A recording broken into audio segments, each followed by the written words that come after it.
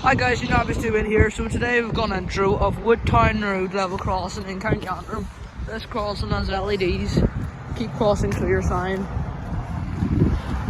Split right in the middle of nowhere. This road is quite busy actually. There's a security camera up there for some reason. We've got a phone. Left hand set to call. Korean signal box. Location ID XL43. Location Galgorm. Don't know. The crossing names are quite weird here. There's reference 30, 81, 95, 40, 42, 01. Note that your call may be recorded. There's a bridge down there, I think. Or all the Cullibackies are. A reg plate that says SO51DNY. Anyway, the 6th of February 2014, 700 kilograms. Yod alarm, security camera, and like LEDs.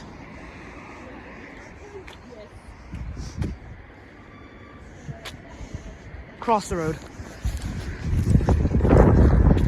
LEDs, phone. It's grey in this one.